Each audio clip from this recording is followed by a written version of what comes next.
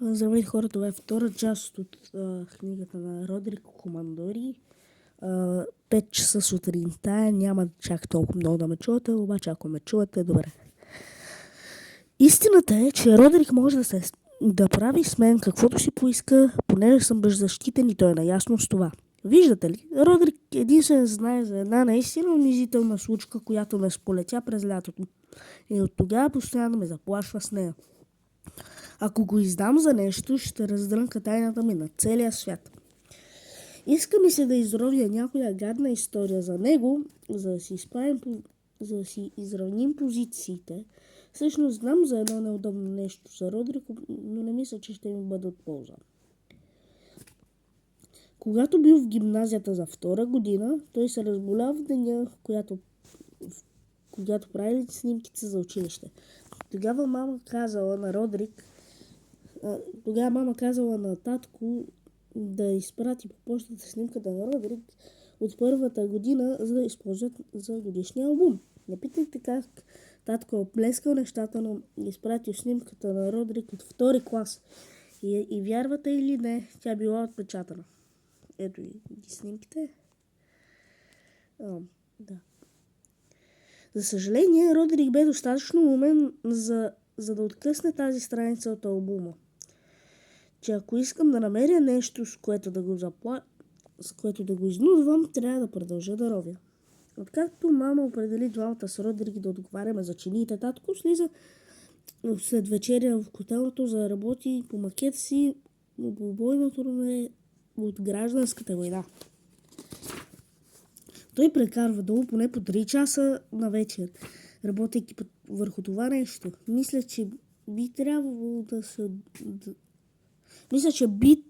би се радвал да отдели целия си уикенд за бойното си поле, но мама има други планове за него.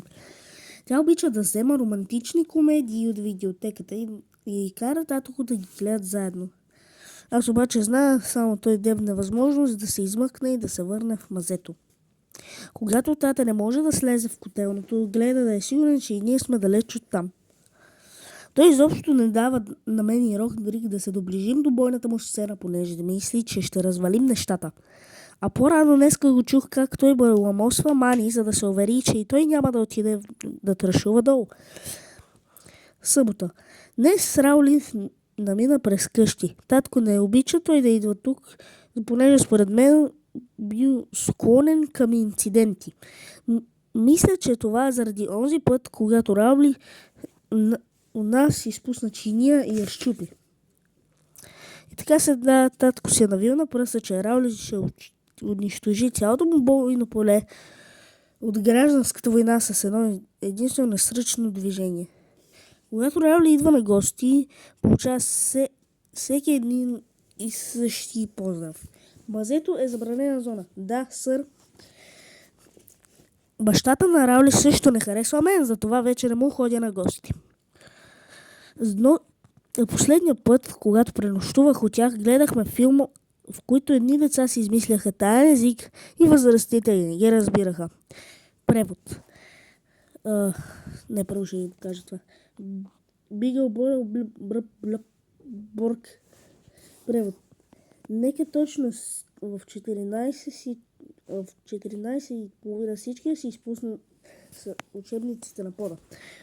С Раули решихме, че това е много яко и се опитахме да научим езика на децата от филма, за да говорим като тях. Не се справихме обаче за това, че си мислихме наш таен език. После го изпробвахме на вечеря. Пи, татко, пи, ти, пи, мирише, пи, жена. Хи-хи-хи-хи. Бащата на Раули обаче разгледа шифъра ни и после ме изпратя вкъщи още преди 10-та. От тогава не сме канали да нощувам в тях. Когато днес Раули дойде у нас, каза, че най-добрата част от почивката е било речното сафари. И ми показа всякакви размазани снимки на птици и тем подобни.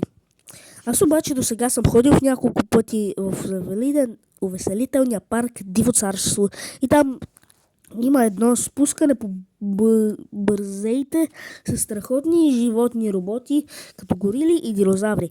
Ако ме питате, родителите на Раули трябва просто да си спестят парите и да го заведат там. Видя ли акули да се бият с огромни тарантури на своето сафари? Не, и акулите не се бият с тарантури. В диво царство се бият.